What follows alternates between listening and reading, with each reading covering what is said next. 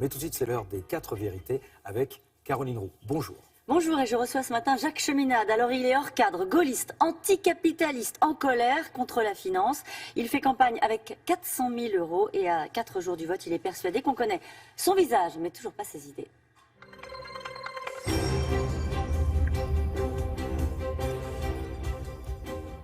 Bonjour Jacques Cheminade. Oui, bonjour. Est-ce que vous aviez été informé des menaces qui planaient contre les candidats ? Oui, j'ai été informé et je tiens à dire ma solidarité et à saluer ceux qui ont été menacés. Ce sont des adversaires, ce ne sont pas des ennemis. On sait que mon ennemi, c'est la finance et ce n'est pas telle ou telle personne. Est-ce que vous avez déjà craint pour vous, pour votre sécurité dans cette campagne ? Vous allez accepter, vous, les mesures de sécurité qui vous ont été proposées par l'État ? C'est une question que je me pose jamais. Parce que quand on se bat pour des idées, on sait toujours qu'il y a un risque. Mais vous l'avez jamais senti dans cette campagne ? Non, quand on vous a par exemple informé des menaces qui pesaient sur les... Je l'ai senti précédemment, où j'ai reçu des menaces de mort en 1995. Cette fois-ci, non. Est-ce que, à votre avis, cet attentat déjoué peut peser sur le climat de cette campagne, sur le résultat de cette campagne ? J'espère que non, parce que les forces de police, de gendarmerie, qu'il ne faut pas oublier, et la police judiciaire, qui est négligée, qu'il faudra réhabiliter, un prochain président doit faire quelque chose pour elle. Tous ces gens-là ont travaillé avec beaucoup de dévouement, 24 heures sur 24, et ont réussi à déjouer, pour l'instant, ces attentats.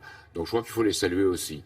Et également, il y a tout un travail de veille, de renseignement qui est fait, qui est le bon travail. On a une loi qui est celle du 21 juillet 2016, qui encadre bien les choses. Maintenant, il faut lui donner la substance, la veille, le renseignement et le travail entre la sécurité intérieure et la sécurité extérieure.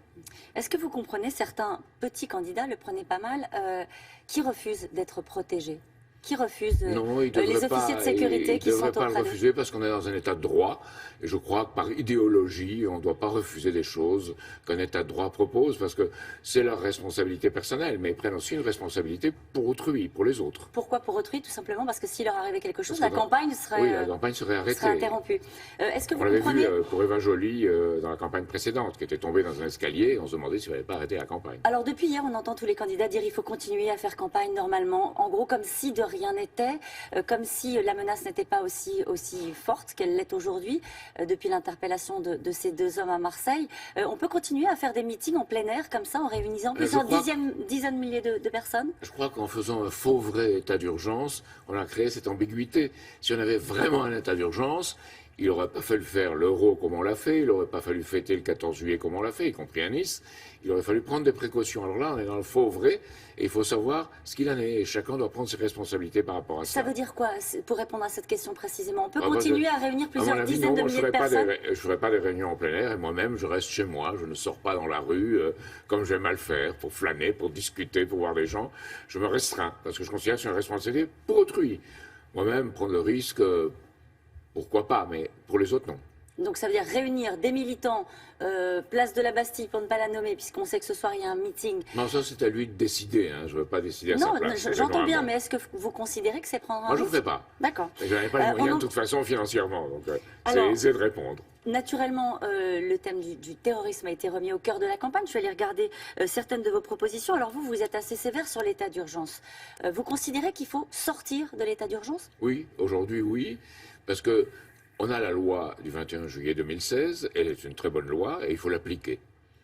Donc l'état d'urgence, à partir d'un certain moment, et la façon de la traiter, ça ne veut pas dire grand-chose. Politiquement, il faut assumer, de dire aux Français, on sort de l'état d'urgence. Oui, parce que j'ai dit à Amnesty International, et je le répète ici. C'est-à-dire ? Il faut sortir de l'état d'urgence. Donc vous allez devant les Français après une interpellation comme celle-ci. C'est un faux vrai état d'urgence. Il faut bien cadrer et fixer les choses. Autre proposition, ils se sont radicalisés en prison. Comme vous le savez, l'État a mis fin à l'initiative des unités dédiées, qui étaient dédiées aux détenus les plus radicalisés, parce que ça ne fonctionnait pas, tout simplement, ça n'était pas hermétique. Est-ce qu'il y a d'autres solutions pour éviter la radicalisation en prison, Jacques Cheminade ? Il faut faire du renseignement en prison, et en même temps, avoir plus d'agents de réinsertion et de probation. Et il faut en même temps aussi offrir un travail à ces gens qui sont en prison. Et par le travail, on peut arriver à une certaine réhabilitation. Je crois que le reste, c'est de l'angélisme. Alors, vous voulez sécuriser les espaces publics avec des comportementalistes, des physionomistes. Alors, oui, c'est ce qu'on fait déjà en France. D'accord, mais comment on sécurise tous les espaces publics avec des physionomistes ? Non, pas tous, mais là où il y a un danger, on peut très bien identifier les endroits où il y a un danger.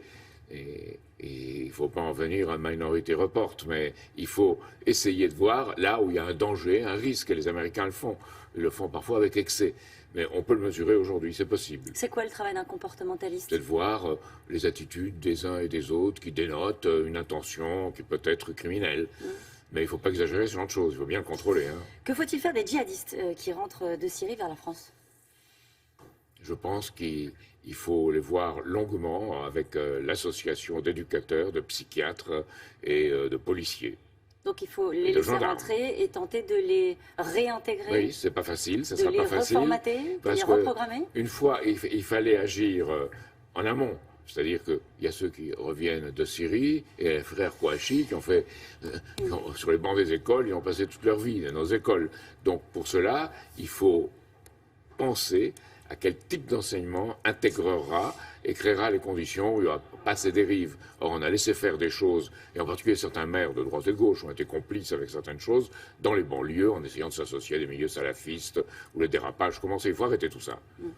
Vous aviez déclaré dans une interview à Paris Match, on connaît mon nom, ma gueule, mais pas mes idées.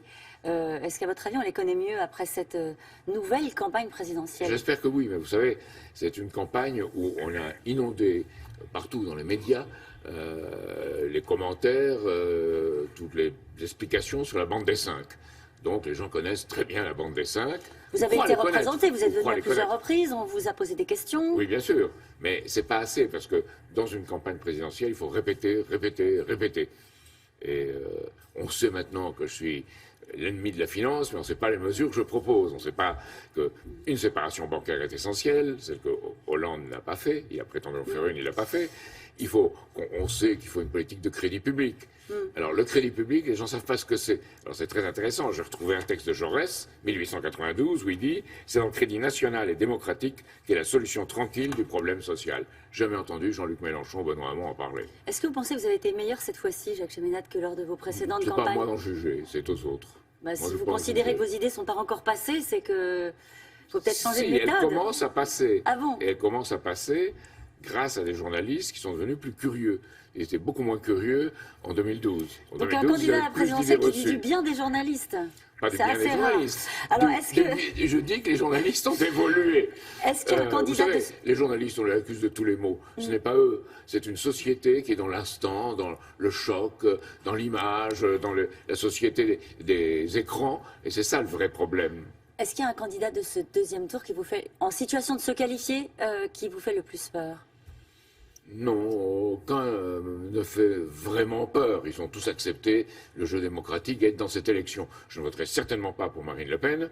Et ayant regardé de plus près ce que Jean-Luc Mélenchon propose, je ne voterai certainement pas pour lui non plus. Donc ça veut dire que vous votez Macron ou Fillon? Parce que non, certainement pas non plus. Pour l'instant, je suis dans le vote blanc. Parce que un Mélenchon parle de la 6e République tout le temps, et ça détourne de l'urgence financière. Et en plus, proposer d'exclure le nucléaire, d'inscrire dans la Constitution le droit à l'avortement et au suicide assisté qui n'ont rien à y faire, ces choses-là, non. Et c'est dommage, parce que ces candidats-là qui apportent des choses très intéressantes par ailleurs, dont Jean-Luc Mélenchon, ont des propositions qu'ils essayent de faire valoir par démagogie en espérant se créer des clientèles. Et ça, je suis contre. Bon, vous partez à la chasse au parrainage pour votre prochaine campagne, Jacques Cheminade? Non, pas tout de suite. Une campagne des jeunes qui sont avec moi feront cette campagne, et sans doute mieux que moi. Merci beaucoup, c'est à vous Thomas. Merci à tous les deux.